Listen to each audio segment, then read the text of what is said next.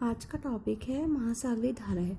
सागर में जल के एक निश्चित दिशा में प्रवाहित होने की गति को धाराएं कहते हैं।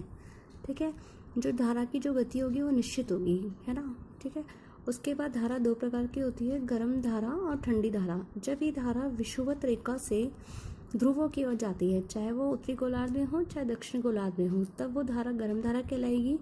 और जब विषुवत रेखा की ओर आती है तब वह धारा ठंडी धारा कहलाएगी। आपके कोर्स में महासागरीय धाराओं के 3 टॉपिक हैं। पहला है अटलांटिक, दूसरा है प्रशांत महासागर और तीसरा है हिंद महासागर। अपन एक एक करके पढ़ेंगे। पहले अपन पढ़ते हैं अटलांटिक महासागर की धाराएं। इसमें क्या होता है, इस धारा में क्या होता है, उत्तरी विषुवतीय धारा है।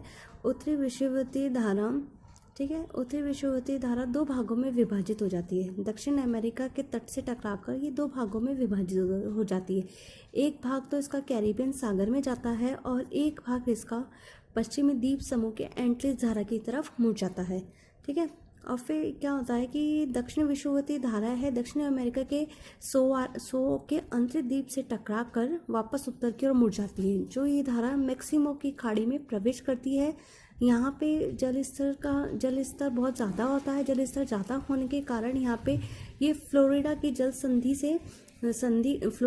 संधि से होती है और फ्लोरिडा की धारा कहलाती है।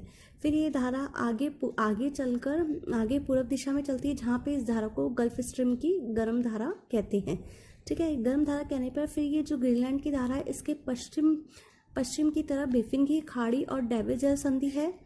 डेविस जल संधि जहाँ से लैब्राडोर की ठंडी धारा बहती है। गल्फ स्ट्रीम की धारा आगे बढ़ती है पूर्व दिशा की ओर। गल्फ स्ट्रीम की धारा और लैब्राडोर की धारा न्यूफाउंडलैंड के तट पर मिलती है, जहाँ पर मत्स्य के क्षेत्र का निर्माण होता है। ठीक है, उसके बाद ये धारा उत्तर की ओर आगे बढ़ती है। उसके बाद ये धारा पूर्व की ओर आगे की ओर बढ़ती है।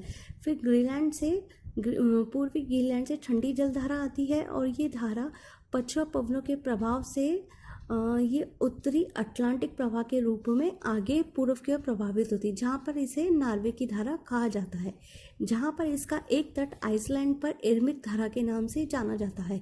ये धारा फिर आगे जाकर दक्षिण की तरफ मुड़ जाती है, दक्षिण की तरफ मुड़कर 2 भागों में बढ़ जाती है, जहाँ पर